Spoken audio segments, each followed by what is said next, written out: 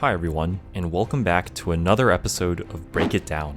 In this episode, I'm going to go over a suicide attack. In World Wars, a suicide attack is when you attack a base that's way out of your league to trigger traps in stronghold troops. Then, when your stronger teammates watch your replay, they can plan their attacks better. So your goal in a suicide attack is to uncover whatever's in the stronghold and to trigger as many of the traps as possible. And you do this obviously by destroying as much of the base as possible. In this matchup, I'm going up against a level 293 digital base as a level 196 atomic. The base looks pretty gnarly. There's a maxed out rocket arsenal, maxed out missile silo, and some pretty big heavy tank factories. But there are a few things that will work in my favor. It's a pretty standard base layout, so there's plenty of gates for my commies to get through. There's no Zhukov, no defensive coalitions, and it's a pretty poor silo placement right in front of a gate. Here's a look at my museum. The strongest facet of my war museum is probably my all-enemy defensive towers HP. I have minus 42% on that. Also, I have decent bonuses on enemy air defense, towers, guerrilla hit points, fighter hit points, a decent guerrilla damage bonus. My opponent's museum is really nothing special, especially on the defensive end. There are some pretty nice attack bonuses, some invading bomber damage decreases, invading guerrilla damage, but all the bonuses are pretty small, so definitely nothing remarkable in this museum.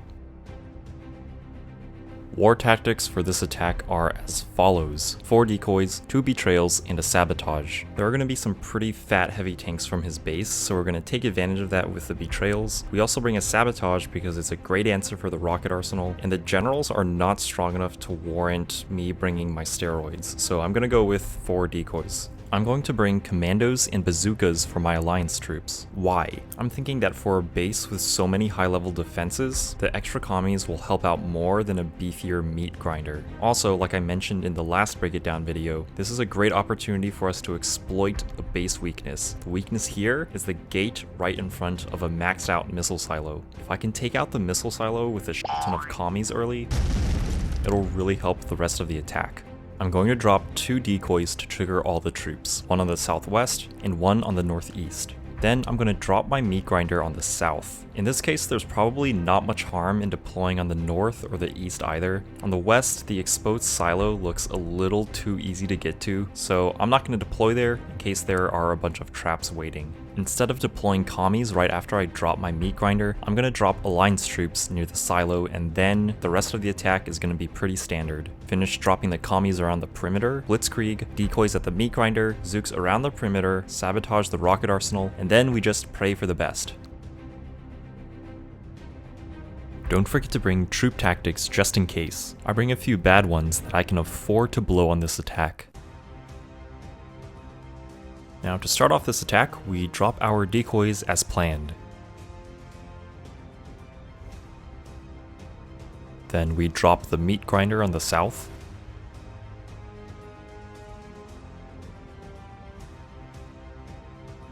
Now we drop our alliance troops on the northwest in front of the gate, and then we drop the rest of the commies. Here we go straight back to the meat grinder for decoys. Note that with the textbook deploy order, we should have blitzkrieged right after dropping our commies, but since we deployed our meat grinder closer to the enemy base, there's not enough time. This is a good example of being flexible during your attack. We bring in the fighters to support the meat grinder and drop off some zooks while we have time to spare. Then we go straight back to the meat grinder for the last decoy. Now's a good time to drop the blitzkrieg.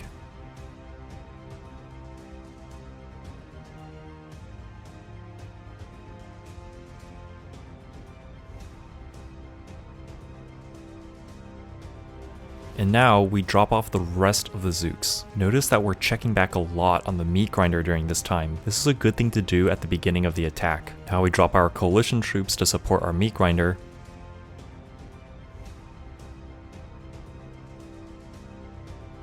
And here we begin dropping our troop tactics.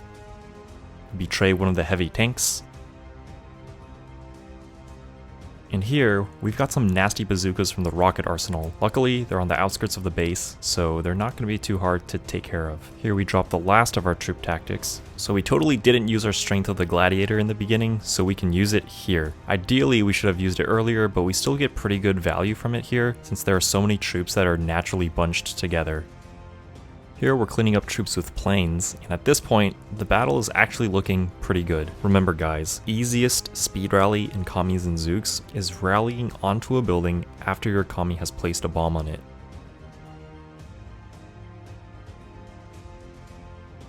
At this point in the attack, we're only switching between planes and rally. When you're in the later phase of your attack, always be looking for ways to rally to speed things up.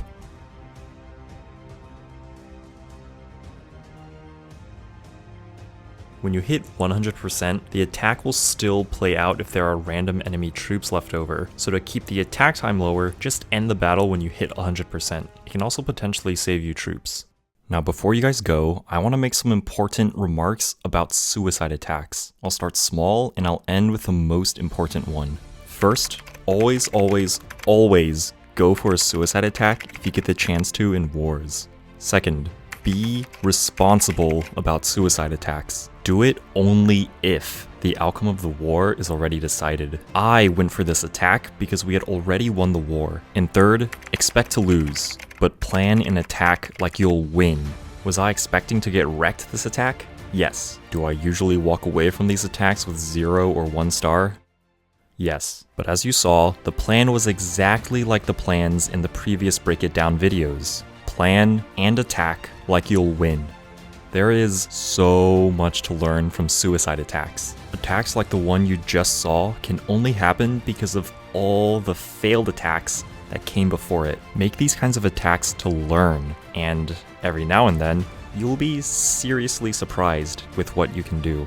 Good luck out there, and have fun.